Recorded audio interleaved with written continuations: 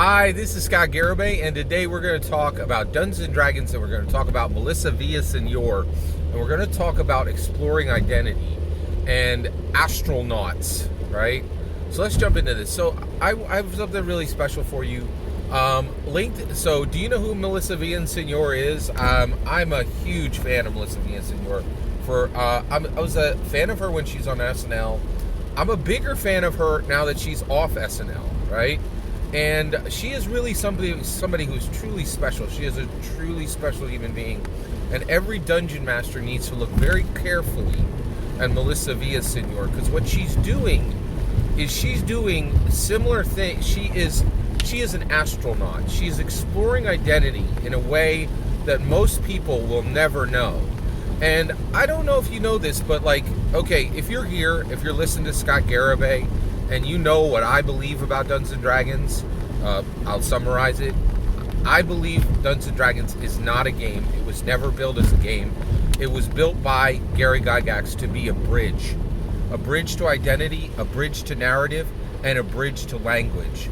And it allows humans to interact, and it is a powerful secular tool that allows humans to interact with identity, narrative, and language in ways that no other human has ever interacted with these concepts, with these catalysts, with these elements of humanity, right? And what Dungeons & Dragons really is, at the end of the day, is a powerful catapult to catapult humanity into a new segment of human intellectual evolution, right? So I don't look at Dungeons & Dragons in a way that anyone else in the world does, right? And the things that happen at my table, they're not meant. There's no attempt to have fun at my table. Darn those players. Often fun occurs, right? Now I'm going to admit to you, right? If you pursue, right, the highest possible form of Dungeons & Dragons in the world, the highest performance Dungeons & Dragons in the world, unfortunately, fun will squeeze through, right? And so there will be some fun at your table, because it sparks up, right? You can't tamp it down, right? But the reality is, my games are not aimed at fun. They are aimed at growth, challenge, and change, right? I intend to grow the players at my table, to challenge the tables at my player, to fundamentally change them forever, right? To catapult them forward. And the reason why we're talking today about Melissa Villasenor is I think she's trying to do the same thing. She's trying to, specifically, she's doing the same thing. She has built a different bridge, right? And I will say, I think a lesser bridge, right? I think what Gary Gygax created is really peerless. But Melissa Villasenor she built a unique bridge herself to identity, narrative, and language, right? She is bilingual. She speaks Spanish and she speaks English, okay? I'm about to bring something to you probably 2 to 3 months from now. I actually think that Dungeons & Dragons is getting humanity ready to speak a completely new language that it's never spoken before. And we couldn't even discuss it before 50 years of Gary Gygax's gift to the world was complete, right? But I really think that Dungeon Masters and Dungeons & Dragons players are approaching a new language, right? The first babblings of a new language, right? And when I look at, so let's talk about Melissa V. So thank you for your patience there. I'm very excited about I'm really hitting a new stride. I never stop asking, what did Gary accomplish? What is Dungeons & Dragons? And I feel like this question is massively the treasure that this question is a treasure chest, and it continues to just put forth, it spews out gems and gold. It's incredible, okay? So let's talk about Melissa Villasenor. So she was on, there's 2 links below. There's a link to my favorite video of her on SNL, which is every teen girl on Law and Order. And it's hysterically funny, and her timing is perfect. Her inhabitation of this teen girl who's clearly murdered someone, is so subtle at first and then so over the top at the end and it's so funny and just so joyful. She is a true talent, right? But but Melissa Villasenor was famous for funny voices, and that's the way people will say it, right? So some people would say, oh, you do funny voices. Others would say you do impersonations. I love the way she says it. She would say, oh, I have a Lady Gaga, right?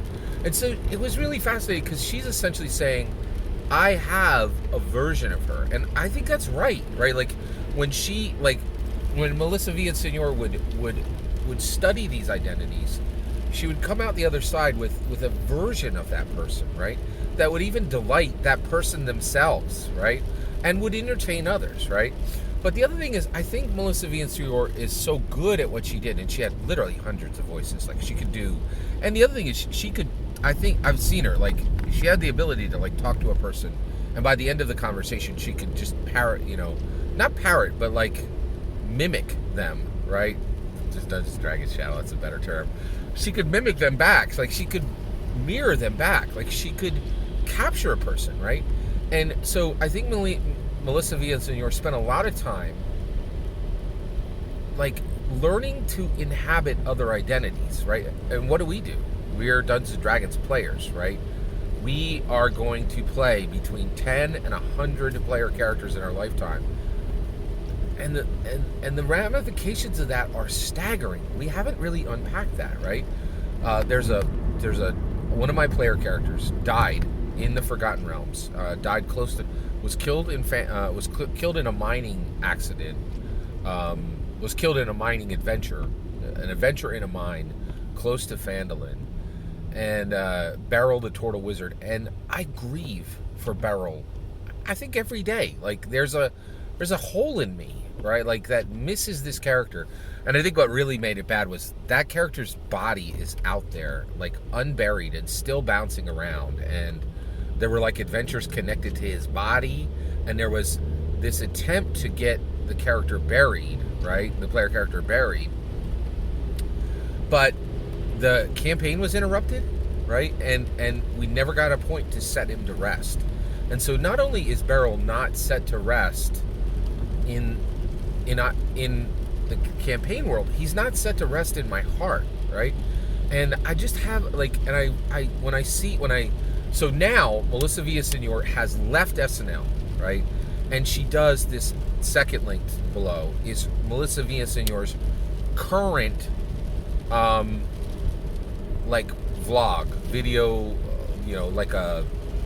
it's like she's keeping a diary on the internet, and it is unbelievably captivating. It is so raw and so genuine and so honest, right? And so beautiful. I've never seen anything like it, right? And the reality is, I think as dungeon masters and Dungeons & Dragons players, we struggle to be in this world, right? We meet people who are fine to live in one identity, locked in one identity, right? So when we see one of our own, when we see an astronaut, someone who has gone out onto the astral plane, stepped out of their body, and gone and look at a person and say, I will inhabit this thing, right? This person, not this thing, this person, right? I will subsume them, right? And then I will put forward a piece of art based on my consumption of an identity, right?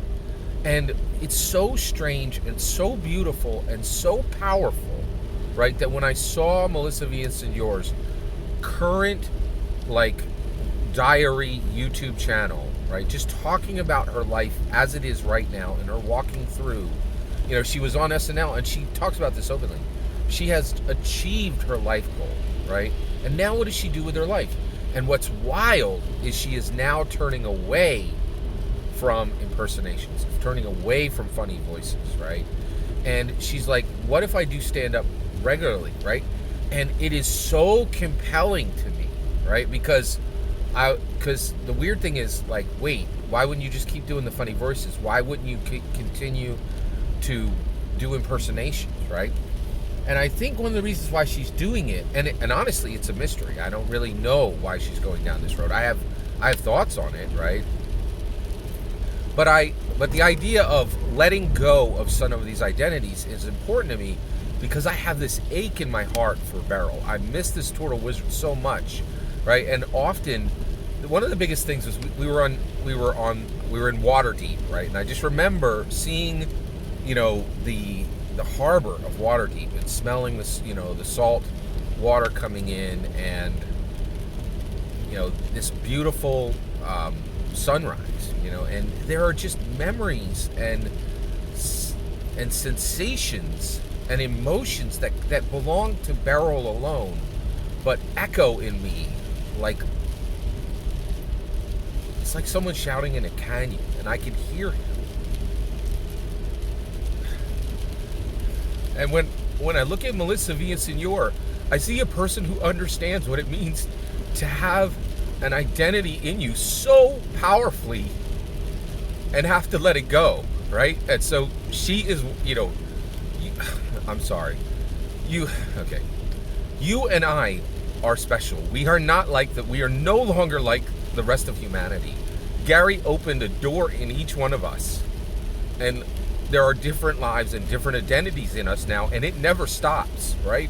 We are always ready to go to the next world, and Wizards of the Coast and Hasbro is building new worlds for us to explore, and we are not like the sad people of this world who are trapped in one identity, right? And as this world suffers and turns to drugs and alcohol and all these horrible solutions to settle the problems in their hearts, we are just filled every day with the knowledge that there's another world, there's another identity to attach, right? But sometimes some of the identities get stuck. And what does it mean to let one go? And I think more than anyone on this planet, Melissa Villasenor is right there. She knows what it means to try to let an identity go, and to need to let an identity go. And it's one of the most beautiful things I've ever seen. And I think, and this is what I'm telling you, Dungeons and Dragons isn't a game. It connects us to people in ways we've never even met, and helps us to understand them, right? And the idea that people still think this is a game and not the most powerful bridge to identity and narrative and language that has ever been created is ludicrous. And there are others like us. There are astronauts. There are those who step outside their body and get onto the astral plane and explore identity.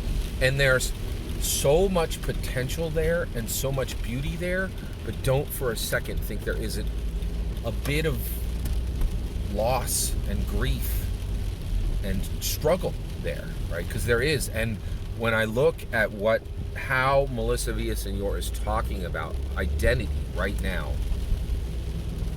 it's just it's powerful.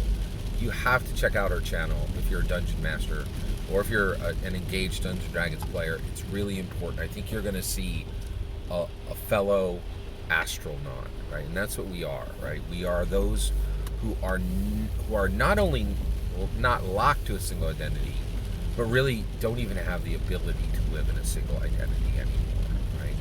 Thanks for letting me share this with you. Please check out Melissa Villasenor's new current channel. It is one of the most brilliant things on YouTube. And sorry for a bit of emotion there. And I hope you are,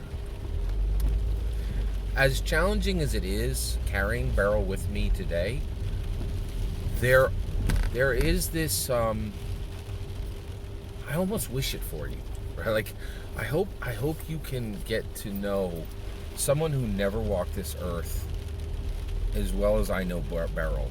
And I hope you can have a fellow, who speaks to you as often and as frequently, as powerful as Beryl speaks to me. But I also hope that you're able to manage it, because sometimes I don't think I'm fully managing it as well as I could. It's challenging. I don't know if it's a blessing. And I think that's life now. Like, is this a blessing or is this a curse, right? It is, we live in interesting times. Check out Melissa Villasenor's channel. Please consider liking and subscribing, and have a wonderful millennium.